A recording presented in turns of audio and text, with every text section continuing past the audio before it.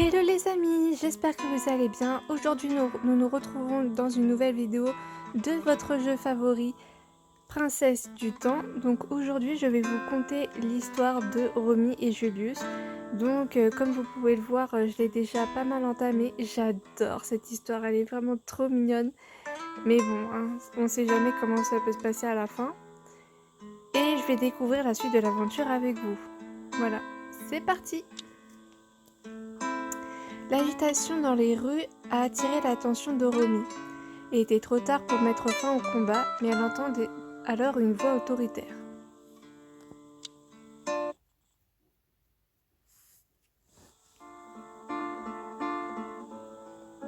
Où suis-je? Dans une chambre. Elle est sublime et élégante, décorée de fleurs fraîches et de rubans. Un grand lit avec des rideaux de velours se trouve contre le mur. Cette chambre appartient de toute évidence à une femme. Mon oncle a fait venir quelques pâtissiers de Florence. Les pâtisseries à la cerise que nous avions mangées à Florence étaient délicieuses. Je vous amènerai là-bas un jour. Alors, s'il y en a qui savent pas, Florence, ça se trouve en Italie. Donc, Romy et Julius ont bien pensé que c'est une histoire qui se déroule en Italie. Au cas où, s'il y en a qui savent pas. Une femme blonde est assise à l'autre bout de la table. Elle a une voix claire et agréable. Il semble que nous n'ayons pas fini de manger nos collations. Florence? Des pâtisseries? Je suis à nouveau dans un livre d'histoire. Oh, vous n'êtes pas sorti ces derniers temps. Avez-vous entendu parler du bal masqué qui aura lieu ce soir? Vous m'écoutez, Romy? Entendre ce nom ravive des souvenirs épars, étranges mais familiers. C'est ma chambre et je suis née et grandi à Vérone. J'ai des parents qui m'aiment, des amis proches, des serviteurs dignes de confiance. Et Romy? La femme blonde semble préoccupée. Je me rends compte que je n'ai pas encore répondu. Oh, vous avez parlé de pâtisserie et d'un bal masqué, n'est-ce pas? Ma réponse ne fait que confirmer ma distraction et elle soupire en secouant la tête. Pensez-vous encore à cet homme terrible? Elle saisit ma main. L'inquiétude se lit sur son visage, son toucher m'apporte du réconfort. Je la connais, c'est l'une de mes amies les plus proches et un membre de ma famille à mes yeux. Elle s'appelle Bellona ou Bellona, je crois que c'est Bellona. C'est moi. Qu'est-ce qui ne va pas? Vous pensez encore à cet idiot? J'ignore à qui elle fait référence. Je ne me souviens pas de ce qu'il s'est passé, mais cela me semble être un incident embarrassant. Je me souviens que Romy a confessé ses sentiments à quelqu'un et qu'elle a essuyé un refus. Son nom était Roscoe. Je vais bien. Je ne suis plus fâchée. Bellona pousse un soupir de soulagement et me tapote les épaules. Courage, il y a beaucoup d'hommes bons à Vérone. Oubliez ce cancre. Et au cas où, s'il y en a qui savent pas, cancre, c'est un terme qu'on utilise pour dire idiot, imbécile, enfin voilà quoi. Mais dans leur langue à eux, voilà, comme c'était dans la royauté et tout ça. Vous devez vous ennuyer, enfermé ainsi. Voulez-vous assister à ce bal masqué avec moi? Le bal dont vous parliez tout à l'heure? Oui, c'est une occasion en or. Et cette fois, tout le monde peut y assister. Quelle que soit sa famille, tout le monde doit porter un masque pour éviter les querelles. Cette fois, famille? Querelles? J'ai encore beaucoup de questions. Tout cela me semble vaguement familier, mais je n'arrive pas à mettre le doigt dessus. C'est là que j'en viens à penser que par rapport à la reine Marie, où elle était un peu perdue, mais qu'elle avait facilement retrouvé ses souvenirs, là, notre héroïne, elle a un petit peu de mal à s'y remettre. Alors, ça vous intéresse? Bah oui, forcément, un bal masqué. Mes souvenirs sont encore brumeux, je pourrais peut-être obtenir plus d'informations au bal et me rappeler qui je suis. J'aimerais bien y aller. Qui organise le bal? C'est... J'entends du bruit à la fenêtre, ce qui interrompt Bellona. Que se passe-t-il? Il y a une altercation dehors. Cela ne semble pas trop perturber Bellona. Oh, pas encore. Que se passe-t-il? Votre famille se bat à nouveau avec les Capulets. C'est ce qu'elle voulait dire à propos des familles et des querelles tout à l'heure. Je peux profiter de cette occasion pour me faire une idée de la situation. Elle se murmurait à elle-même, mais je l'ai entendue distinctement. On dirait que c'est déjà arrivé. Est-ce normal pour eux? Apparemment oui. Il pourrait s'agir d'autre chose. J'essaie de paraître aussi ambiguë que possible. Bellona ferme les yeux tandis que la fatigue se dessine sur son visage. Pas de son visage.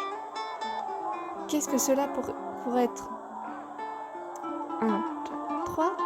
Qu'est-ce que cela pourrait être d'autre? Ce sont les deux mêmes familles qui se disputent encore pour quelque chose d'insignifiant. De famille? Une querelle de famille? Je me répète ces mots dans mon esprit et soudain les deux noms résonnent. Montaigu et Capulet. C'est vrai, je suis la fille de la famille Montaigu. Les Montaigu se querellent avec les Capulet depuis longtemps. Ces deux noms me rafraîchissent la mémoire. Ah bah tiens. Mais ces souvenirs sont assez désagréables, rien à voir avec les souvenirs chaleureux que j'ai eus auparavant. Accusations sans fondement et bagarres féroces, femmes terrifiées et enfants en pleurs, rue maculée de sang. Romy, vous allez bien? Les paroles de Bellona me tirent de ces souvenirs horribles. Elle a l'air très inquiète. Je vais bien. Un groupe d'hommes est attroupé dans une rue près du bâtiment où je me trouve. Bellona, je vais aller voir. Attendez ici. Qu'est-ce que vous dites? Vous êtes une Montaigu, vous ne devriez vraiment pas... Je reviendrai rapidement. Dites à tous ceux qui viennent que je me promène dans le jardin. Mais... Je rassemble mes jupes avant qu'elle ne puisse finir sa phrase. Elle soupire et me saisit le bras. Si vous devez y aller, mettez au moins quelque chose de correct. Vous êtes une Montaigu après tout. Je n'ai pas d'autre choix que d'accepter. Donc, comme vous vous en doutez, j'ai déjà des exemplaires. Alors, formel, élégant. Je pense savoir c'est quoi la tenue qu'on va enfiler. Bingo!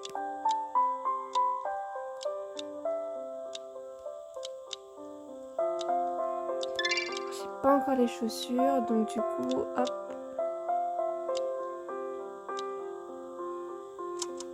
Bon, que je mette ça ou ça revient au même de toute façon.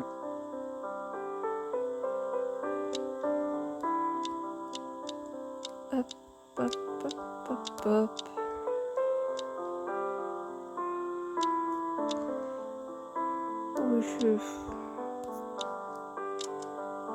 Allez hop.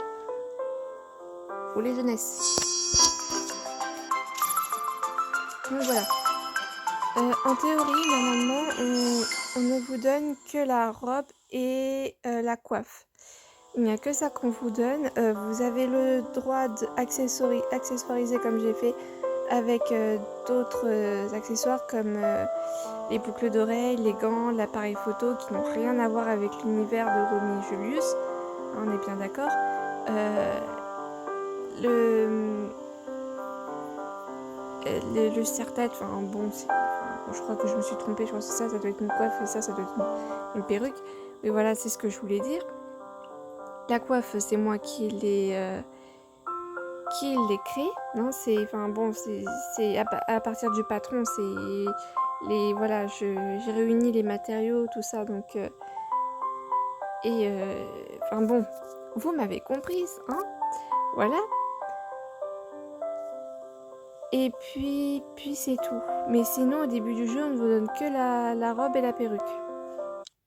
C'est déjà pas mal, je trouve. C'est incroyablement bondé.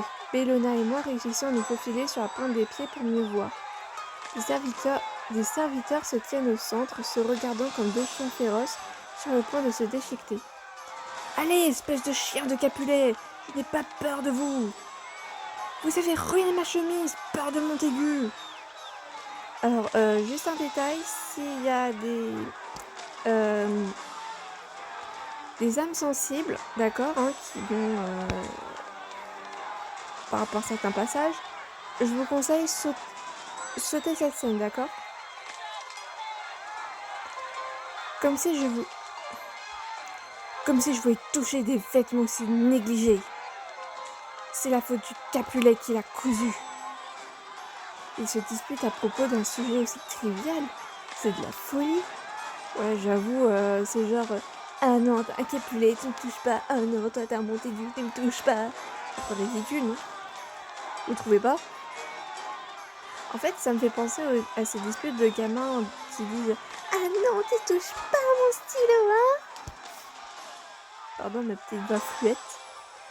Je regarde les gens autour de moi. Certains murmurent les sourcils froncés, d'autres observent ce spectacle en se délectant. Beaucoup prennent parti, choisissant de se rallier à un serviteur pour le soutenir.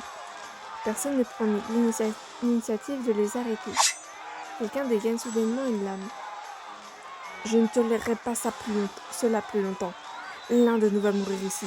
Je le jure sur mon honneur d'humble serviteur des Capulets. Qu'il en soit ainsi. Je vais vous écraser, défendre l'honneur du seigneur Montaigu. Ce n'est pas bon. Je couvre ma bouche avec mes mains, ces terribles souvenirs font surface. Accusations sans fondement et bagarres féroces, femmes terrifiées et enfants en pleurs, rues maculées de sang. Cela va se terminer dans un bain de sang. Mais personne ne semble vouloir les arrêter. Au lieu de cela, ils les encouragent tous. Les arrêter. Bellona me retient tandis que j'ouvre la bouche. Vous êtes folle? Vous ne pouvez pas les arrêter. Nous ferions mieux de rentrer avant que la situation ne dégénère. Écartez-vous! Un grand rugissement se fait entendre et tout le monde se fige. Un homme bien habillé et entouré de gardes du corps traverse rapidement la foule en fusillant les deux serviteurs du regard. C'est un visage que je connais bien. Il est souvent sévère, mais il a un cœur bienveillant. Père, J'entends parler de défendre l'honneur des Montaigu, mais au lieu d'une âme vaillante, je ne vois qu'un bon à rien qui fanfaronne. S'il vous plaît, monsieur, je ne pouvais pas rester les bras croisés alors que cette racaille de Capulet insultait les Montaigu. allons-y, Romy. C'est sans aucun doute une situation dans laquelle il ne vaut pas mieux s'empêtrer. Nous sommes sur le point de nous éclipser lorsqu'un autre conflit se fait entendre. Qui impose sa loi ici? Montaigu? Capulet? Ah, vous n'êtes pas encore mort. Les ricanements du seigneur Montaigu interloquent tout le monde. L'autre homme, le seigneur Capulet, lui jette un regard froid. Il ne va pas se laisser faire. Je m'accrocherai à la vie jusqu'au dernier souffle, si cela me permettait de vous voir partir en enfer. Ne nourrissez pas des espoirs aussi ridicules, Montaigu. Ah ah, ridicule, de la part du Capulet lâche et incompétent. Quelle parole fanfaronne venant d'un imbécile téméraire. Vous me prenez pour un lâche, Capulet. Avez-vous le courage de vous battre en duel avec moi, vieillard? Où est mon épée? Que quelqu'un m'apporte mon épée! Monsieur, Dame Montaigu nous a demandé de ne pas sortir d'armes. Ah, on dirait que la dame sait à quel point vous êtes incompétent avec une épée. Vous! Non, ça n'a rien à voir. C'est simplement que se battre, ça ne rime à rien, quoi. C'est... Enfin bon, voilà, quoi. Le seigneur Montaigu saisit l'épée du serviteur et la brandit vigoureusement. Le sourire du seigneur Capulet se change lentement en une expression sinistre. C'est vraiment ce que vous voulez, Montaigu? Arrêtez les bavardages, Capulet. Vous attendiez cela depuis longtemps. Je suppose que c'est la seule façon de mettre fin à tout cela. Ce n'est pas bon. Qu'est-ce que je peux faire? La situation a dégénéré beaucoup trop rapidement. Il est difficile de voir les autres souffrir de cette querelle, d'autant plus que lorsque mon père a choisi d'intervenir. Je dois les arrêter. Je ne peux pas les regarder tuer ou être tués. Arrêtez! Arrêtez-vous tous! La foule se disperse suite à cette bruyante exclamation. Un vieil homme frêle s'approche en boitant, accompagné d'un jeune homme grand et costaud aux yeux de faucon. Prince Escalus! Bellona fait une révérence. Je suis son initiative. Tout le monde s'incline. Les deux seigneurs rengainent leurs armes en inclinant la tête vers le prince. Levez-vous. Vos familles ne sont-elles pas fatiguées de cette querelle et de ce bain de sang? Depuis combien d'années dure-t-elle? Nous, les Montaigu, sommes fiers de notre honneur, Votre Altesse. Nous devons y mettre fin pour le bien des Montaigu qui sont morts. De nombreux Capulets sont morts également, Votre Altesse royale. J'ai tout vu, Montaigu et Capulet, du sang et des larmes. Je considère tous les Véronnais Montaigu comme Capulets, comme mes enfants. Je ne supporte pas de voir mes enfants s'entretuer. Les mots du prince Escalus sont doux mais empreints d'une profonde tristesse. Je ne peux pas m'empêcher d'être ému par ces paroles. Pour la gloire, le statut et la richesse, cela en vaut-il vraiment la peine, mes enfants? Dieu voit tout ce que vous faites. Nous avons peut-être l'air d'animaux pour vous, mais c'est un sujet important pour ma famille. Je ne pardonnerai jamais aux Capulets d'avoir déshonoré les miens. J'imagine la scène. Il s'incline mais il tourne la tête vers le Capulet là. Genre un regard froid et tout. J'aimerais que nous puissions tous vivre en harmonie. Les Capulets souhaitent la paix, mais les Montaigu nous provoquent constamment, Votre Altesse.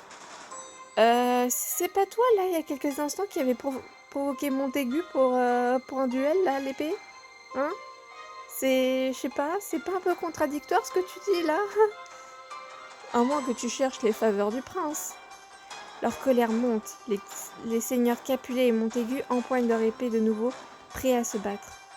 Arrêtez! Le jeune à côté du prince crie. Il place sa main sur son épée, s'interposant entre les deux seigneurs. Écartez-vous, Paris! Qui êtes-vous pour arrêter ce duel? En effet, je n'ai pas le droit d'interférer dans cette décision. Mais en tant qu'épée du prince, je suis tenue d'éradiquer le mal qui déshonore le prince. Le mal? Qu'est-ce que vous dites? Attendez, seconde. Même moi, je comprends que cette querelle menace la paix de Vérone. C'est donc une insulte au prince, aimable et bienveillant. Que dites-vous, Paris? Le prince souhaite que vous preniez ces paroles à cœur. Si vous insistez pour vous battre en duel, je n'aurai pas d'autre choix que de souiller la vue de son Altesse avec du sang fraîchement répandu. Paris tire son épée, de nombreux soldats émergent de la foule, entourant les deux seigneurs et leurs partisans. Mon cœur bat à toute allure et je ne peux pas m'en détacher mes yeux des trois hommes. Après ce qui semble être une éternité, le seigneur Capulet soupire et rengaine son épée. Veuillez excuser mon impertinence, Votre Altesse. Tandis que le seigneur Capulet capitule, le seigneur Montaigu grince des dents et jette son épée à terre. C'est votre jour de chance. Paris rengaine sa propre épée, les soldats battent en retraite. Leur duel à mort a été annulé, je laisse échapper un long soupir de soulagement. Oh, Dieu merci. Ah! Mes jambes ne portent plus et je m'effondre. Bellona m'attrape avant que je ne tombe à terre.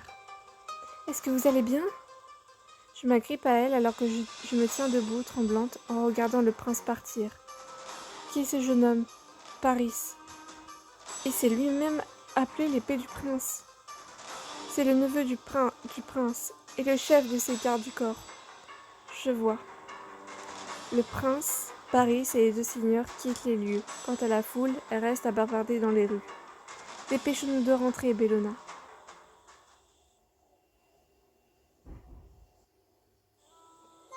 Et voilà ce qui conclut la fin du chapitre 1. J'espère qu'il vous aura plu. N'hésitez pas à liker, à partager et à laisser un commentaire sous mes vidéos pour que j'ai vos avis, voir si vous avez aimé ce début de chapitre. Et puis voilà, à bientôt!